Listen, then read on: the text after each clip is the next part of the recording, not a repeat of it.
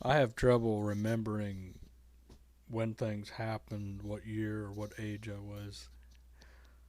I usually have to take a guess. I'll say 5, 6, 7 years old, something like that. But once in a while, you can narrow it down by tying it to a song or a movie or something like that, and you go, "Oh yeah, I know when that happened because of this particular thing."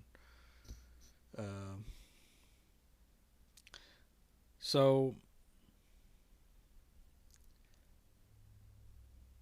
something that I saw, not a big deal, but it's just something I always remembered when I was a kid. Um, this is one of those things when I can tie it to something that was out at that time. So the old man's brother, his younger brother, living in Jasper, he comes up. He calls me at the house. I think I was at home by myself. He calls me up and says, "Let's go to a movie." So he comes up and he picks me up, and then we're going back to Jasper to the theater. And we get out here in this bottom on 231, and there was no crop in the field at that time. I don't know if that was back when they were doing the set aside stuff, or why there wasn't a crop in there at the time. But you could see across that field all the way over to this point. It looks like they took them out now, but there was a stand of trees right there at that intersection.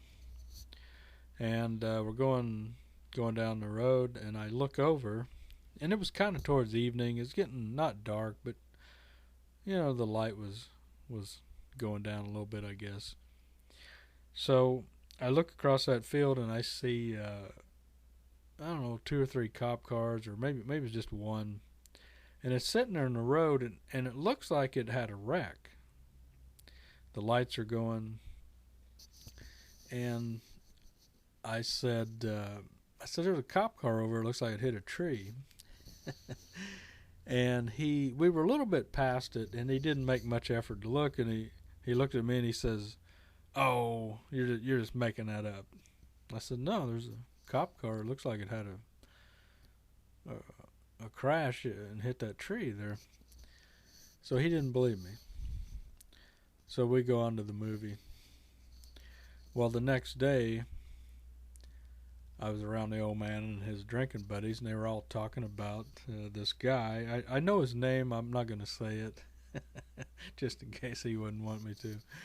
But at that time, he kind of had a heavy foot, and he drove his car around pretty fast. And a couple of times, I think it was the cops got after him, and he took off. So this evening, he had got the attention of the cops somehow, and he took off and he outran them. He got away. Well, they knew who he was, and he was living at home with his dad, so they go to his house. And the story they were telling was that there was a little bit of a argument at the door. I think the dad said, "No, he's not here," and they said, "Well, we know he is." So there was a bit of an argument, and I think they ended up arresting the dad and the son, who had been zooming around in his car.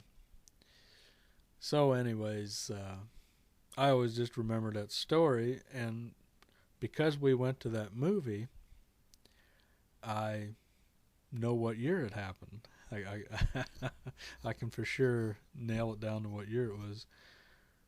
The movie was R-rated. I was just a kid. I was about 8 years away from being old enough to go to an R-rated movie. But we went there and got a ticket and went in. The movie had a nude scene in it, one of those stupid nude scenes. I don't know why. It's so stupid that filmmakers put the nude scenes, the sex scenes. It's just so stupid. Uh, but anyways, it had one of those, and so I just I'd always thought of that story of that happening with the car chase and the cop car hitting the tree. Well, again, I can tie it to that movie. I know what year it happened, so I just always thought it was interesting. It's one of those times I could say, yeah, it was the year that movie came out. So this is the movie that we went to see that night. Roy Scheider is Frank Murphy, a lone wolf. Freeze!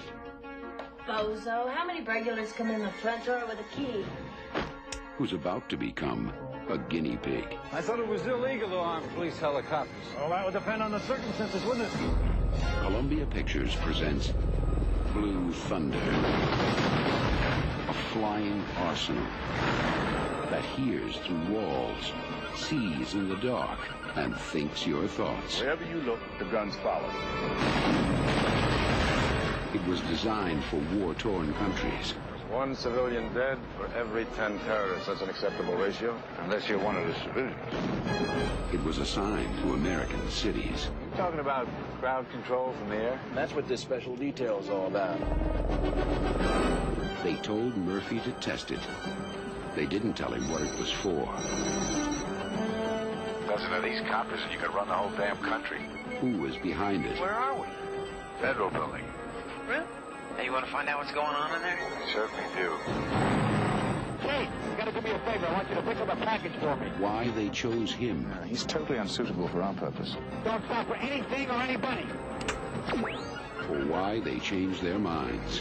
Turn the face of a girl fire.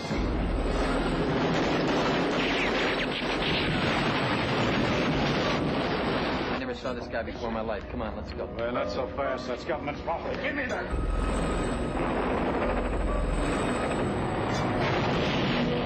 But when Murphy went looking for answers, Got all this on tape? I got every word of it. If it gets back to me, I'll deny it. the answer came looking for him.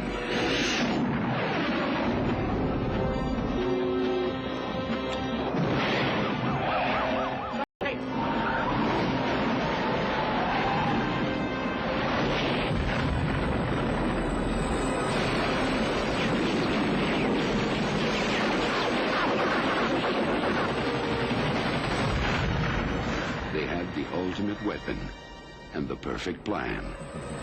But Murphy stole their thunder.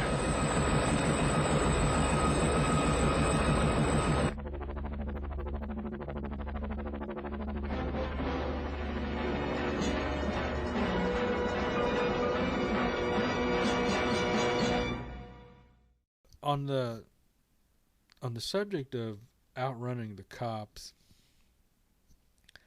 you know, back then, like when my dad was a kid, he outran the cops a couple of times, I think. And, of course, he always got caught because, you know, they'd find the car, right? You got to park it in somebody's driveway.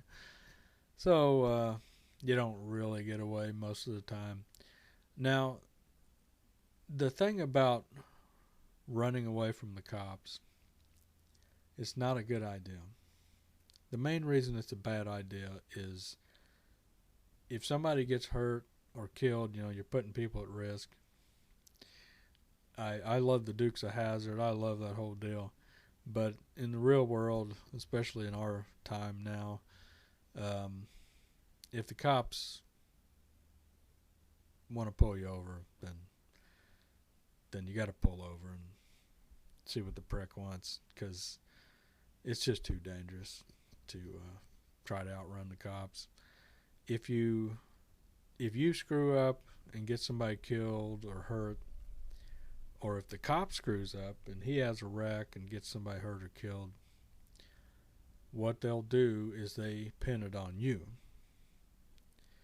So, because you're the one that ran away and caused the car chase. So, yeah, it's just not worth it. It's, you know, back in the day, yeah, it was a lot of fun, but you can't be doing that stuff anymore. So it's best just pull over and try to have your shit together and go from there. But yeah, just a little piece of something I remember from my childhood.